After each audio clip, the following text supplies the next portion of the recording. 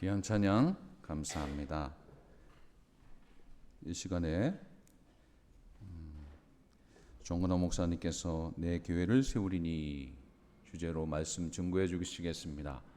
이제 정근호 목사님 제가 존경하고요. 특별히 우리 성도님들 설교를 많이 못 들어보셨을 텐데 드디어 오늘 8개월 후에 이제 본 예배당에서 이렇게 설교하십니다.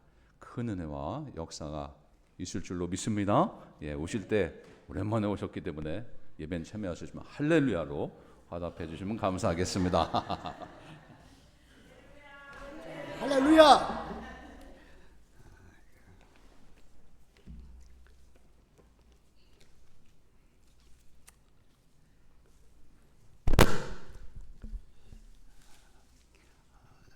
정말 오랜만에 강단 위에 서게 되었습니다.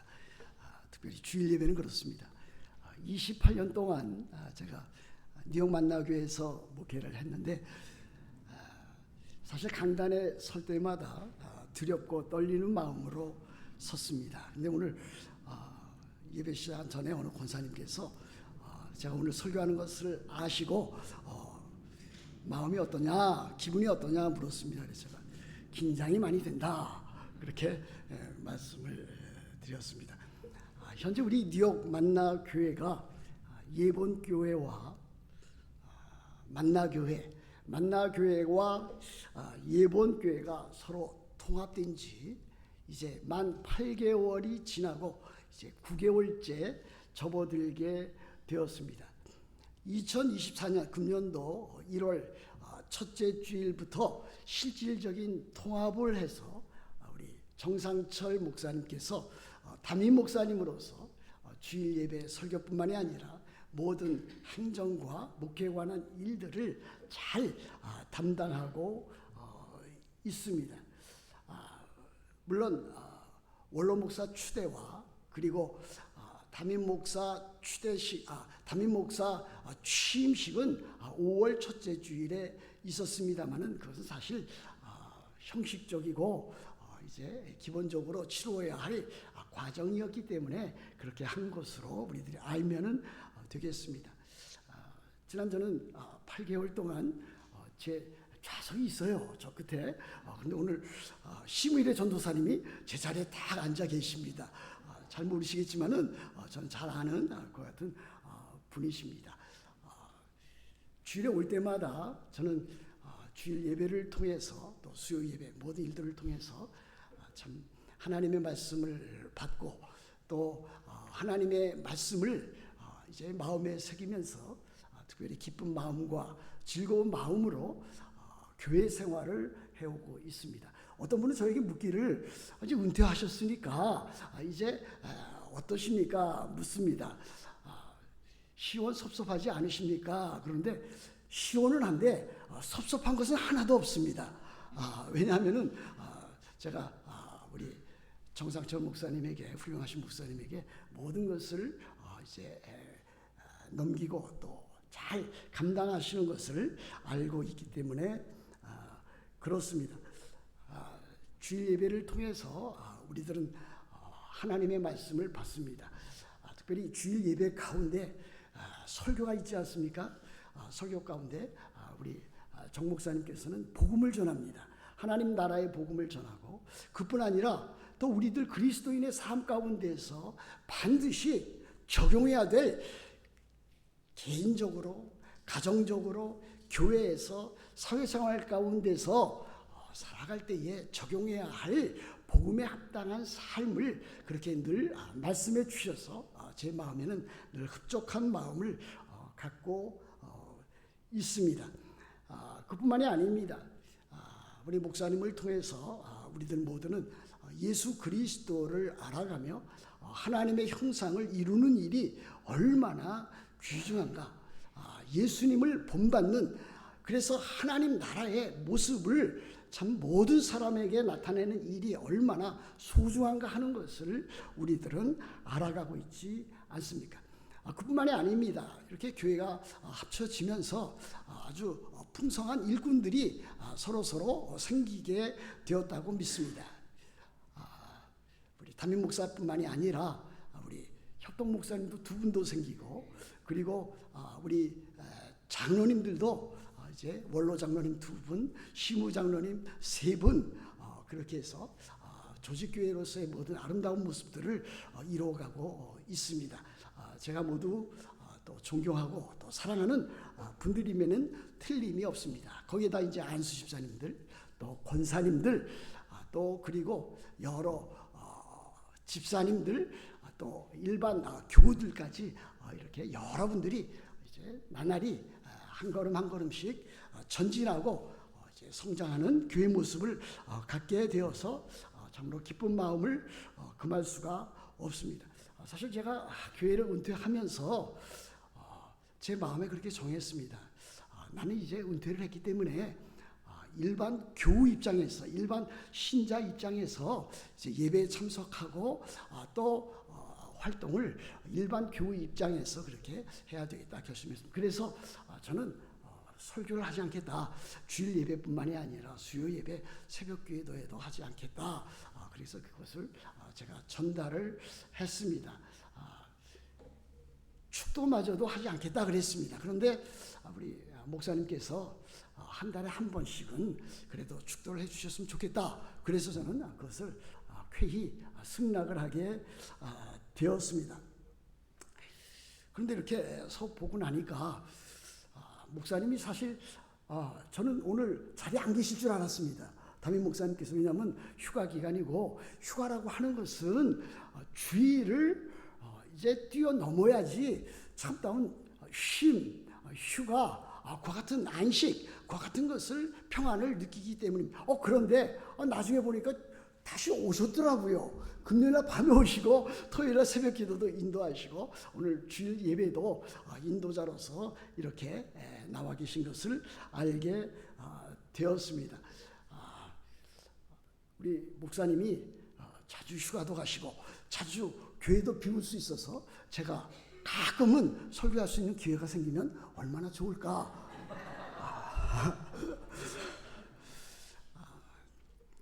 저는 강단에서 이렇게 조크를 던지는 일이 없는데 오늘 이렇게 처음으로 한번 던져 보았습니다. 우리 목사님을 통해서 하나님의 말씀을 받고 또 기도하고 이렇게 아름다운 진리와 사랑과 성교의 공동체가 된 것을 참으로 기뻐합니다. 우리가 신앙생활 하는 데 있어서 그야말로 신앙생활, 바른 신앙과 바른 생활을 하기 위해서는 우리들이 하나님의 말씀이 무엇인지, 무엇을 교훈하는지를 잘 알아야 됩니다. 성경은 무엇입니까? 성령으로 감동된 하나님의 말씀입니다. 우리들의 신앙과 생활에 참으로 필요한 모든 것을 가르치는 정확무오한 말씀입니다. 그러므로 우리들은 성경에 대한 바른 지식을 갖고 있어야 합니다. 또 성경에서 가르치는 하나님은 어떠한 분이신가? 하나님은 삼위일체 하나님으로서 성부 하나님, 성자 하나님, 성령 하나님이시다. 그 삼위일체 하나님에 대해서 우리들이 또 잘 알아가야 됩니다. 그와 함께 또 중요한 한 가지 진리가 있습니다. 그것은 교회에 관한 것입니다. 교회에 대한 바른 이해를 가지고 교회에서 어떠한 신앙생활을 해야 될 것인가 하는 것을 주일 예배를 통해서 목사님의 설교 말씀을 통해서 우리들은 잘 배워나가야 되리라 그렇게 믿습니다. 교회는 무엇입니까? 우리가 잘 아는 종교개혁자 한 분이 있습니다. 마틴 루터의 뒤를 이어서 종교개혁을 완성했다고 할 수 있는 다름 아닌 요한 칼빈입니다. 요한 칼빈은 교회에 대해서 이렇게 가르쳤습니다. 교회는 신자들의 어머니다. 그렇게 가르쳤습니다.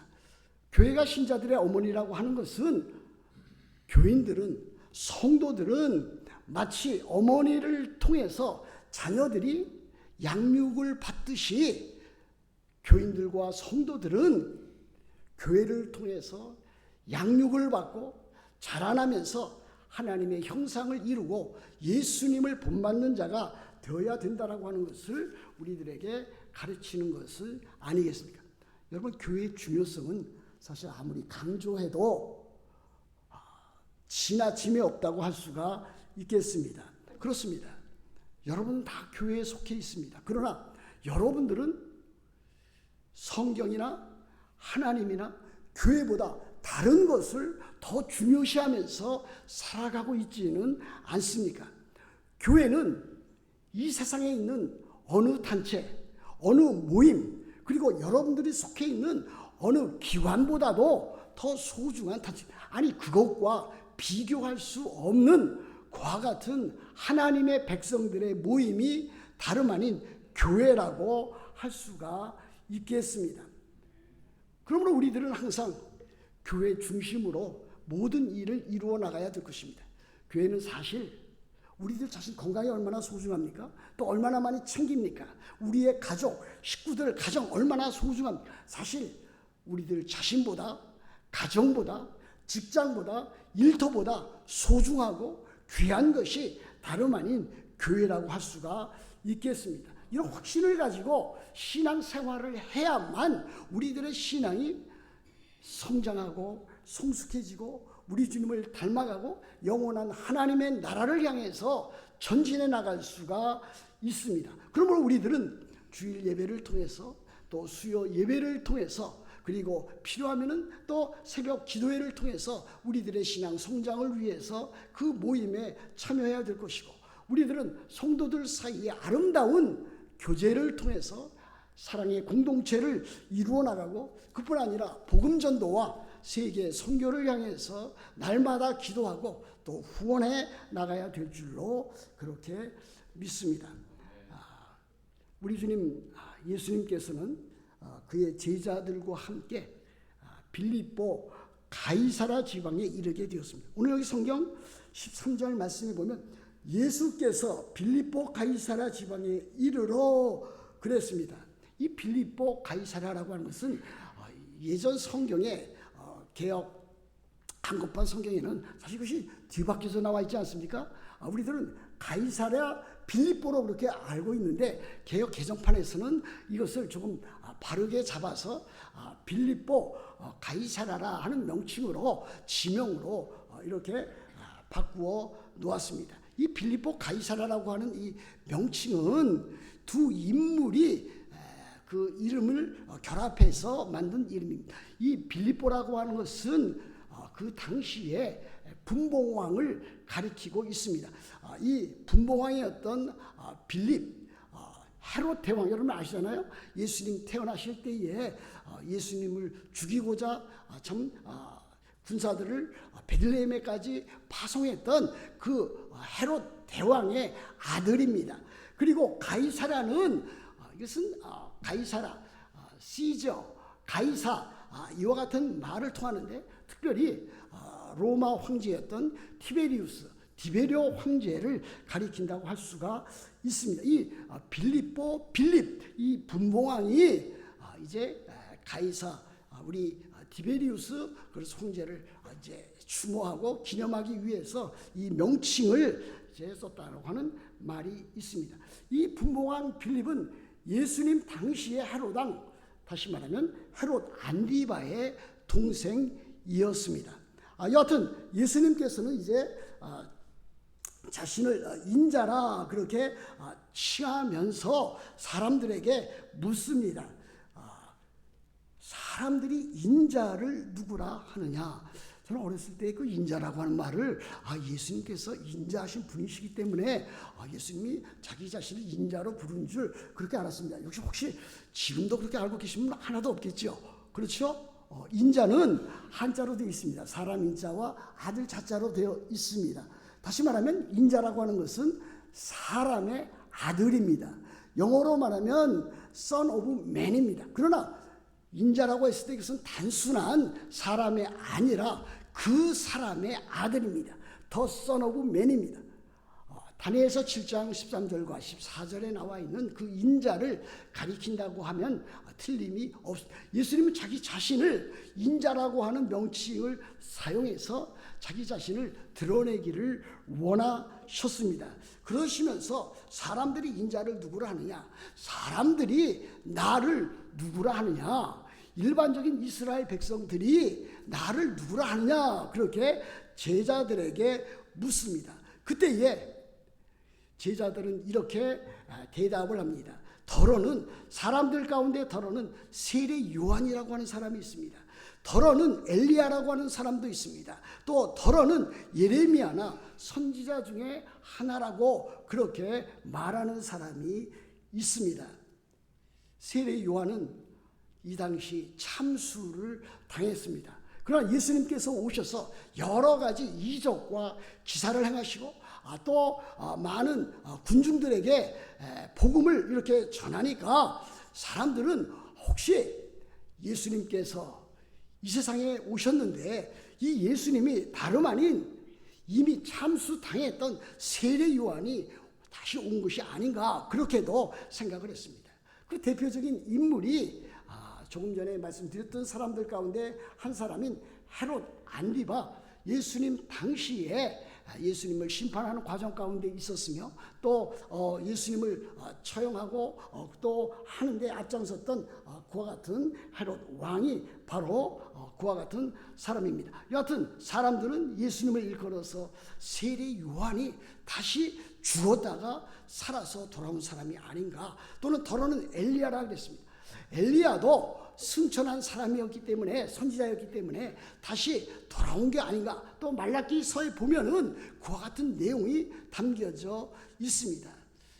예레미야는 죽었다고 하는 그와 같은 사망 기록이 전혀 없습니다. 그래서 혹시 다시 이제 귀환하고 생존한 것이 아닌가. 그리고 선지자 중에 하나라고 하는 것은 사실 이것은 신명기 18장 15절부터 18절 모세가 나와 같은 선지자가 다시 오실 것이다 라고 했는데, 그 사실은 메시아를 일컫는 그와 같은 내용이지만은 사람들은 예수님을 바르게 이해하지 못하고 세례 요한이나 엘리야나 예레미야나 선지자 중에 하나라 그렇게 이해하고 있었습니다.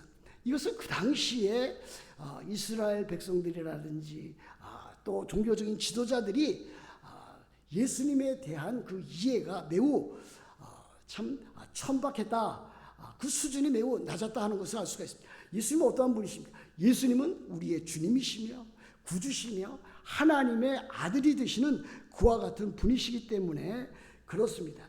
여하튼 그 다음에 보면은 예수님께서는 이렇게 묻습니다. 너희는 나를 누구라 하느냐 그랬습니다. 너희 제자들, 너희 사도들은 나를 누구라 하느냐? 세상 사람들은 그렇게 여러 가지로 이야기를 하지만 너희들은 나를 누구라 하느냐? 이때에 대답한 자가 누굽니까? 시몬 베드로가 대답했다고 그랬습니다. 16절 말씀에 보면 시몬 베드로가 대답하여 이르되 주는 그리스도시요 살아계신 하나님의 아들이시니이다. 이렇게 대답하는 것을 우리들은 볼 수가 있습니다. 여기 주는 그리스도시요라고 했는데 사실 우리나라 성경에는 주라고 하는 단어로 번역해 놓은 것입니다. 영어 성경이라든지 또 헬라어 그 원문에는 주라고 되어 있지 않고 당신은 이와 같이 유라고 하는 단어로 사용되어 있는 것을 확인할 수 있습니다. 이게 성경 번역하는데 어려움이 바로 이와 같은 것입니다. 우리나라 사람들은 이 당신이라고 하는 말을 아주 조심스럽게 사용합니다. 사실 이 당신이라고 하는 말은 아주 극존칭에서도 사용할 수가 있지 않습니까? 당신, 또 당신님이라고 하는 말은. 그런데 어떨 때 보면 어렸을 때 보면은 제가 보면은 싸울 때 이 당신이라고 하는 말을 곧장 쓰는 것을 제가 들은 적이 있습니다. 당신이 뭐야? 이러면서 부부싸움에도 적용하고요. 다른 친구들 사이에도 마음에 안 들면 그렇게 대들고 서로 싸우는 것을 보게 됩니다. 그래서 여기 당신은 이렇게 번역하면은 분명한 뜻을 알고 원문에 적합한 그와 같은 해석이 될 수도 있는데 그렇게 하기가 너무 어려우니까 주라고 하는 단어를 사용했는데 그것도 나쁘지 않은 번역이다 이렇게도 생각을 해보게 됩니다. 주는 그리스도시요 살아계신 하나님의 아들이시니이다. You are the Christ, the Son of the Living God 이렇게 되어 있습니다. 바로 예수 그리스도, 그분은 그리스도가 되시고 또한 살아계신 하나님의 아들이십니다. 이렇게 베드로가 고백을 합니다. 근데 여기서 우리들이 참 주의할 사항이 있습니다. 이것이 베드로만의 고백이냐? 그렇지 않습니다. 이 고백은 사도들의 고백입니다. 베드로에게 그와 같은 질문에 대한 답변이 참 나타났기 때문에 우리들은 사도 베드로만의 고백이라고 생각하지만은 이 대답은 사실 너희는 나를 누구라 하느냐에 대해서 사도 베드로가 앞장서서 대답한 것이지 모든 사도들을 대표한 것으로 우리들은 보아야 될 것입니다. 그러므로 이 고백은 베드로 개인의 고백이 아니라 모든 사도들의 일치된 고백과 다름이 아닙니다. 사도 베드로는 대변인격으로 레프리젠티브 입장에서 이와 같이 고백했다고 할 수가 있겠습니다. 그러므로 이 고백은 우리들이 참으로 잘 받아들여야 되는 것입니다. 그런데 이 고백은 우리 기독교인 생활, 교회에 대해서 아주 매우 소중한 또 양보할 수 없는 그와 같은 내용을 담고 있습니다. 왜 그렇습니까? 로만 캐톨릭, 우리가 말하는 이 구교에서는 여기에 나오는 이 고백이 개인적인 사도 베드로라고 그렇게 강조하고 있고, 사도 베드로가 로마 교황들 가운데 제1대 교황이고 나머지 교황들은 사도 베드로의 그 교황 제도를 이은 것이라고 그렇게 가르치고 있기 때문에 그렇습니다. 그러나 과연 그렇습니까? 교회가 베드로 위에, 베드로 개인적인 그 위에, 교황 베드로 위에, 그 뒤를 잇는 교황들 위에 그렇게 세워진 것입니까? 그것이 바른 것입니까? 결코 그렇지 않은 것을 우리들은 알아가야 될 것입니다. 그러므로 여기 나와 있는 이 고백은 너희는 나를 누구라 하느냐, 그것을 받은 것이기 때문에 사도 베드로뿐만이 아니라 거기에 포함되어져 있는 모든 12사도들의 고백이라고도 할 수가 있습니다. 그런데 그 고백 가운데 나타나 있는 것은 무엇입니까? 사도 베드로는 이렇게 자기 자신의 신앙을 고백하기도 하지만은 사도 베드로의 이 고백은 12사도들의 대표적인 고백이라고도 우리들은 말할 수 있겠습니다. 제가 강조하는 것은 이것입니다. 우리들이 믿는 이와 같은 사도 베드로의 고백은 12사도들의 고백이고 더 나아가서 그를 따르는 모든 신자들의 고백이어야 된다라고 하는 사실입니다. 바로 교회는 이와 같은 사도 베드로의 신앙 고백뿐만 아니라 사도들 위에, 베드로를 포함한 사도들 위에 세워진 교회라고 하는 사실입니다. 여러분, 에베소서 2장 20절에서 사도 바울은 교회를 일컬어서 이렇게 교훈하고 있습니다. 너희는 사도들과 선지자들의 터 위에 세우심을 받은 자라. 그리스도 예수께서 친히 모퉁이 돌이 되셨느니라. 그랬습니다. 교회는 사도들과 선지자들의 터 위에 세우심을 입은 자들이 교회라고 하는 것을 말하고 있지 않습니까? 그러므로 여기에 나와 있는 사도들이라고 하는 것은 예수님 당시 예수님이 세우신 그 사도들을 가리키는 것이고, 또 선지자들은 구약의 선지자들이 아니라 신약 시대의 선지자임을 우리들은 알아야 될 것입니다. 그런데 바로 이 교회는 바로 예수님께서 친히 모퉁이 돌이 되셔서 세우신 교회라고 하는 사실을 밝히 보여주고 있습니다. 그러므로 여기 나타난 이 반석이라고 하는 것은 너는 베드로라, 이 반석 위에 내 교회를 세우라고 했을 때 이 반석은 사도들과 사도들의 신앙 고백이라고 우리들은 참으로 압축시켜서 말해도 조금 더 틀림이 없다, 그렇게 말씀드릴 수 있습니다. 그런데 더 중요한 사실이 있습니다. 너는 베드로라, 내가 이 반석 위에 누구의 교회를 세우리니? 내 교회를 세우리니 그랬습니다. 교회는 바로 다름 아닌 예수 그리스도의 교회입니다. 예수 그리스도께서 교회를 일컬어서 내 교회다. 내가 소유한 교회다. 내가 다스리고 통치하는 그와 같은 교회라고 말씀해 주고 있습니다. 그러므로 교회의 주인은 다름 아닌 예수 그리스도께서 바로 교회의 주가 되시고 주인이 되십니다. 교회의 주인은 사실 여기에 이제 목사님도 계시고 또 저도 있고 협동 목사님들도 계시지만은 교회는 목사가 주인이 아닙니다. 또 당회원들도 있고 장로님들도 있고 안수 집사들도 있고 또 이제 권사님들도 있고 일반 교우들도 있지만은 교회의 직원들이나 교회의 교우들이 교회의 주인은 결코 아니라고 하는 사실입니다. 우리들이 종종 때에 따라서 우리 교회라고 하는 말을 쓰고 있지 않습니까? 우리들 다른 사람들하고 대화할 때에 우리 교회 이름은 뉴욕 만나 교회입니다. 우리 교회라고 하는 말을 씁니다. 그때 그 우리 교회라고 했을 때는 우리가 소유한 교회, 내가 소유한 교회가 아니라 오히려 우리가 속해 있는 교회, 내가 속해 있는 교회로 그렇게 이해해야 될 것입니다. 그렇게 해서 우리들은 참으로 교회의 주인은 바로 예수 그리스도이시고 교회의 머리는 예수 그리스도이시고 교회의 모퉁이 떨은 예수 그리스도라고 하는 사실을 아주 마음 깊숙이 새겨 들어야 될 것입니다. 구약시대 언약의 공동체였던 이스라엘은 이제 새 이스라엘로 바뀌었습니다. 새 이스라엘은 다름 아닌 교회를 지칭하는 다른 이름이라고도 할 수가 있습니다.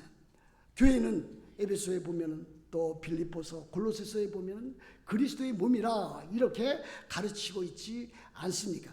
그러므로 교회의 머리는 예수 그리스도고 또 교회는 예수 그리스도의 몸일 뿐만이 아니라 우리들을 각자는 교회의 그의 몸된 교회의 지체가 되는 것을 우리들은 볼 수가 있습니다. 그러므로 이 교회는 그리스도의 교회요, 하나님의 교회요. 이 교회는 그리스도가 왕으로서 다스리는 그와 같은 교회이기 때문에 그 누구도 앞으로도 참으로 이 교회를 그 누구도 흔들거나 또 이 교회에 갈등과 분쟁을 일으켜서는 결코 되지 아니할 것입니다. 교회를 구성하는 성도들은 하나님의 말씀인 성경이 가르치는 바를 그대로 믿고 그대로 따르고 순종해야만 합니다. 하나님의 말씀인 성경을 정확무한 하나님의 말씀으로 받으며 우리의 신앙과 생활의 유일무이한 법칙으로 우리들은 받아야 됩니다. 그래야만 바르게 신앙 성장을 할 수가 있습니다. 요즘 참으로 어두운 세상입니다. 여러 교회들이 고통을 당하고 있습니다. 그뿐만이 아니라 뉴욕 교계도 마찬가지입니다. 제가 뉴욕 목사회 회장을 하고 있지만 목사회도 이제 많이 점차 나아지고 있지만 여러 가지 문제점을 지금도 안고 있습니다. 교회 협의회는 더 참으로 어려운 지경에 처해 있습니다. 그것을 개혁하기 위해서 여러 목사님들이 참으로 진실된 마음으로 하고 있는데 그와 같은 일들은 참으로 목사라 할지라도 하나님의 말씀에 대한 성경에 대한 바른 이해와 바른 믿음이 없으면 잘못될 수 있다라고 하는 것을 우리들에게 가르치고 있습니다. 우리 성도들은 하나님의 말씀인 성경을 바르게 알아가고 바르게 믿고 그 성경의 교훈을 또 바르게 적용하고 실천에 옮겨 나가야 되리라고 믿습니다. 그래야만 교회가 하나님의 백성들이 그의 삶의 현장에서 개인적인 경건 생활에서 또 가정에서 일터에서 또 각자 섬기는 지교회에서 하나님 나라의 모습을 아름답게 또 드러내고 확장해 나가면서 참으로 주님의 몸된 교회를 위해서 또 주님을 위해서 헌신하고 충성할 수 있기 때문에 그렇습니다. 여러분 교회가 중요하다라고 하는 것은 여러분들이 이제 잘 배워 알고 있었다고 생각이 됩니다. 교회 내에서 여러분들이 참으로 하나님을 또 사랑하는 성도들을 섬길 때에 여러 가지 많은 일들이 발생하고 있는 것이 사실입니다.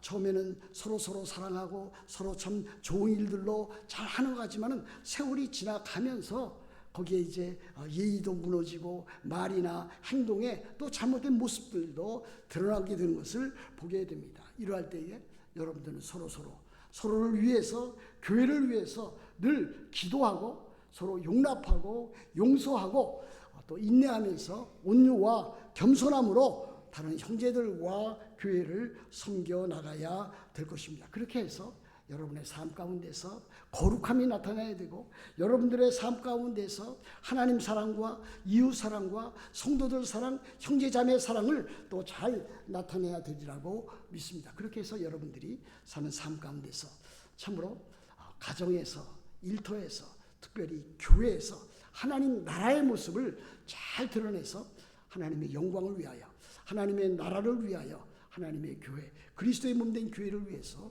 헌신하고 충성하고 봉사하는 여러분 다 되시기를 우리 주 예수 그리스도의 이름으로 축복합니다. 기도하겠습니다. 하나님 아버지 감사합니다. 오늘 우리 주님께서 그의 제자들을 통해서 교회가 무엇인지 잘 가르쳐 주셨습니다. 교회는 내 교회, 우리 주님의 교회, 예수 그리스도의 교회입니다. 이 교회는 예수 그리스도의 몸된 교회로서 또 모퉁이 돌로서 사도들과 선지자들을 터 위에 세워진 교회로서 하나님의 교회 모습을 아름답게 드러내야 될 책임이 있는 교회입니다. 우리들이 교회의 일원이 되고 교회의 지체가 되어서 하나님 나라의 일들을 감당할 때에 참으로 하나님 사랑, 또 교회 사랑, 형제자매의 사랑을 잘 드러내서 예수 그리스도의 제자다운 모습을 아름답게 드러낼 수 있도록 주께서 은혜를 더해 주시기를 간절히 원합니다. 우리들이 늘 특별히 뉴욕 만나 교회를 위해서 기도하게 하시되, 우리 담임 목사님과 여러 또 장로님들과 또 안수 집사님과 또 권사님들을 위해서, 여러 성도들을 위해서, 아픔과 고통 가운데 있는 성도들을 위해서 끊임없이 계속적으로 힘있게 또 그렇게 기도하는 모든 사랑하는 성도들이 되게 하여 주옵소서. 그래서 우리 뉴욕 만나 교회가 참 하나님의 교회, 하나님의 나라의 모습을 아름답게 드러내며 하나님의 영광을 나타내는 그와 같은 교회가 되게 하여 주옵소서. 우리 주 예수 그리스도의 이름으로 기도합니다. 아멘.